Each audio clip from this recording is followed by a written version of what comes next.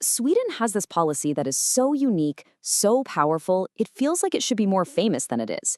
It completely flips the script on how innovation works, and it gives individual creators a level of freedom you just don't see anywhere else. So let's break down this one idea and see how it puts Sweden in a class all its own.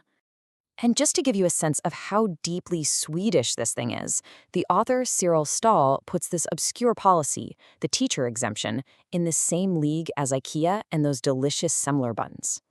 I mean, that's like saying some specific tax law is as American as apple pie. It just makes you stop and ask, what in the world is this policy, and why does it matter so much? Okay, so here it is. In Swedish, it's called the Lära Undantag, and it basically turns the global standard completely on its head. See, in pretty much every other country, if you're a university researcher and you invent something amazing, the university owns it. Simple as that. But in Sweden, nope.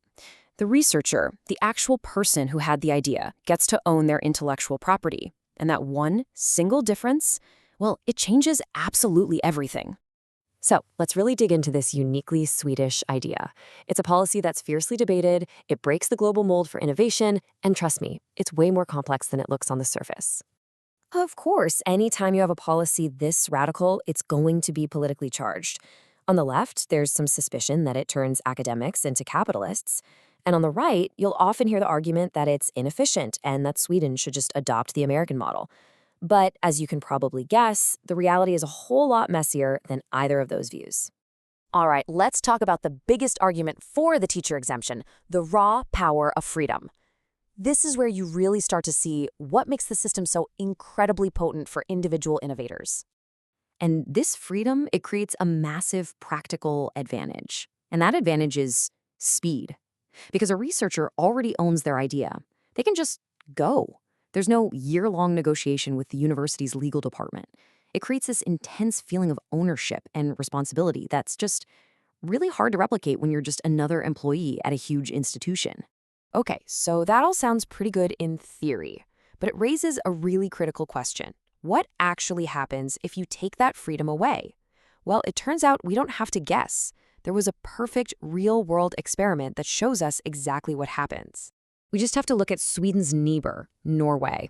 Up until 2004, they had a system that was basically identical to Sweden's. But then they switched. They got rid of it and handed all the IP rights over to the universities.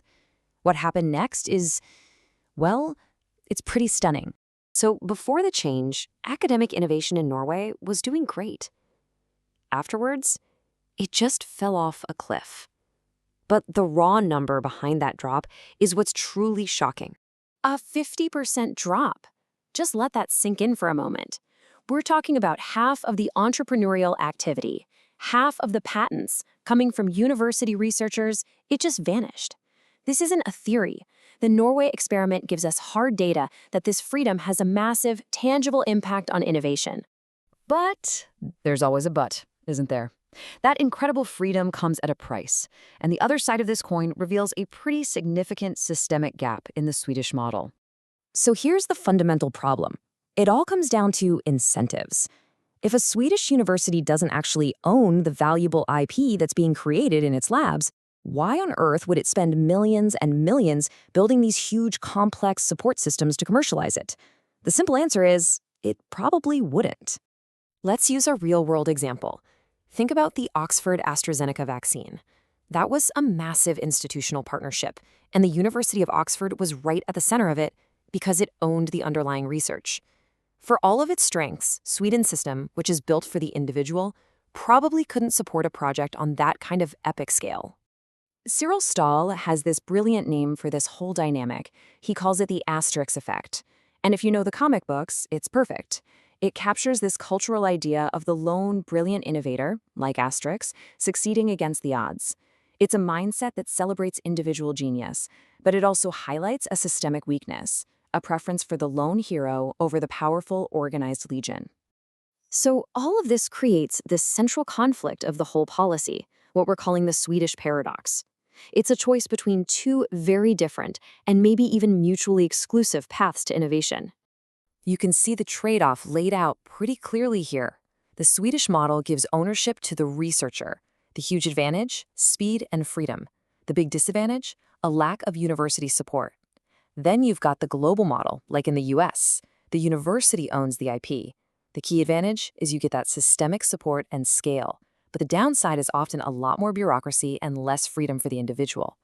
It really just comes down to that old saying, doesn't it? You cannot both eat your cake and keep it. Sweden gets the cake of rapid, individual-led innovation, but in doing so, it gives up the cake of those massive, institutionally backed projects. It's a fundamental trade-off. But here's an interesting twist. What if this paradox is actually a unique advantage? I mean, Sweden could position itself as a kind of innovation haven. Imagine a brilliant researcher in Germany who's totally fed up with bureaucracy. They could come to Sweden to build their company. In a world with rising geopolitical tensions, this kind of academic freedom could be a powerful magnet for the best talent from all over the globe. So what's the solution here? Well, the argument isn't to just tear the whole system down. Not at all.